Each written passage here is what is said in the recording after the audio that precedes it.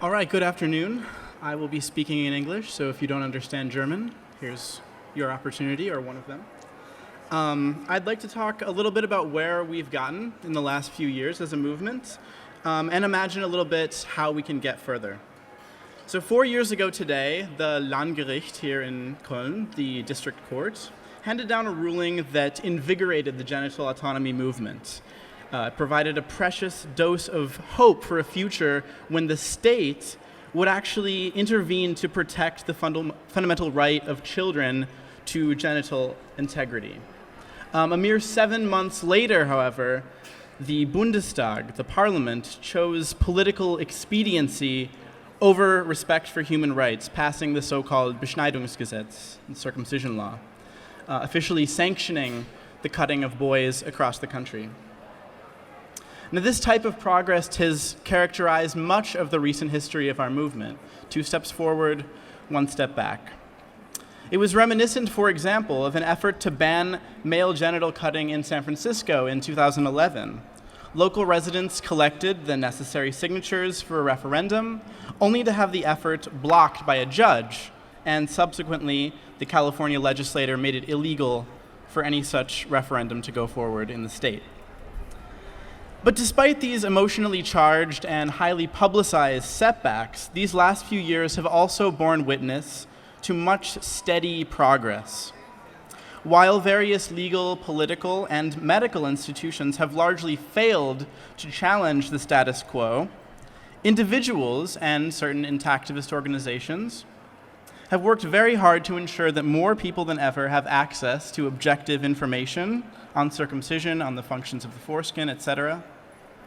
And consequently, parents here, globally really, are increasingly choosing to keep their boys intact, just as they do their girls.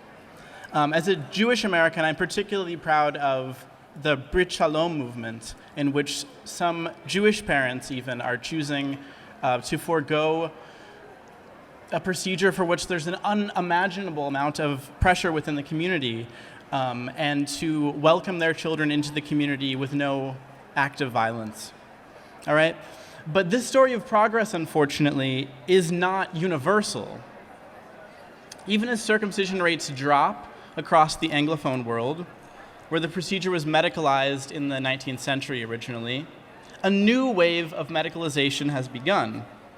Massive sums of money from the United States government and the Gates Foundation, among other organizations, are being used in Africa to fund propaganda campaigns that promote circumcision as a form of so-called protection against HIV, and to fund circumcision clinics.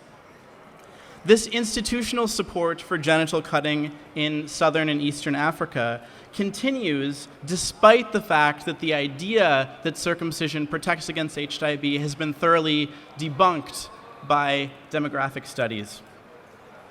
I want to emphasize that this new wave of medicalization is important for several reasons. It represents a stark departure, for one thing, from the general trend of reducing incidence.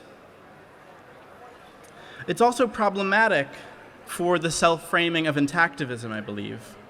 Now, obviously, African people have a right to bodily self-determination like all people, and African children are just as unable to consent to circumcision as any other children.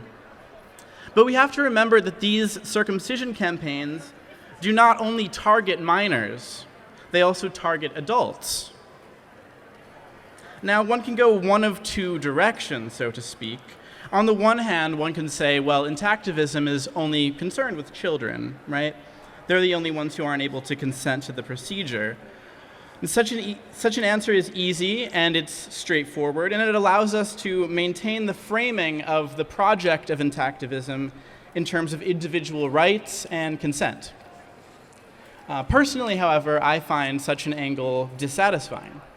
I am stubbornly disgusted when I imagine healthy tissue being cut from people's bodies, no matter their age. But how can I justify such a feeling? If a man gets a nose job in Düsseldorf, I'm not offended.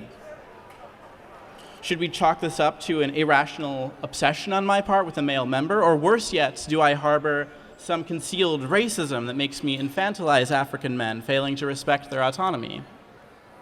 I hope to answer both of these questions with a resounding no. To do that, though, I have to go beyond a single-minded focus on individual consent. When I consider the social power structures at play behind these campaigns, as well as their persistence despite being proven ineffective at their stated goal of reducing HIV prevalence at the demographic level, it's very difficult to see them as anything other than a flagrant manifestation of cultural imperialism. Under the banner of the war on AIDS, African bodies are being used as a stage on which to enact the US-American fantasy that the removal of healthy penile tissue is beneficial to men. This would be disturbing enough were it not for the fact that we have truly effective methods of prophylaxis against HIV infection. In the United States, as a homosexual male and thus a member of an HIV risk group, I could easily go to my family doctor and I could get a prescription for PrEP, pre-exposure prophylaxis, a combination of antiretroviral drugs that prevents HIV infection at a rate of nearly 100% when taken daily. No surgery required. Then, of course, there's always the mainstay of safe sex, condoms, which can easily be applied without a blade. Why bother with an invasive procedure when we have pills and condoms that are vastly more effective? Here we can clearly see how intactivism does not exist in a vacuum.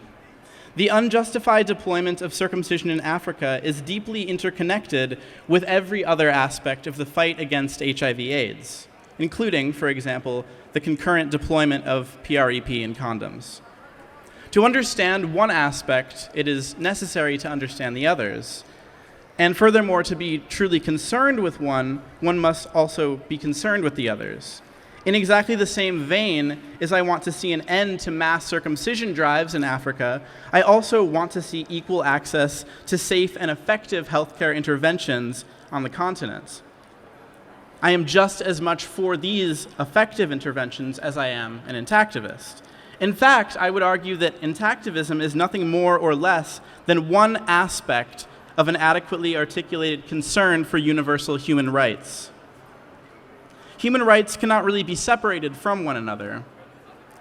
This is good for the cause of genital autonomy because it means that we intactivists have many natural allies in other emancipatory movements. And this cuts both ways. There's much that we can do to promote the full spectrum of human rights. Part of the work that lies ahead of us is figuring out the context in which our movement can constructively work with others over shared fundamental concerns. United, we will surely prevail. Thank you.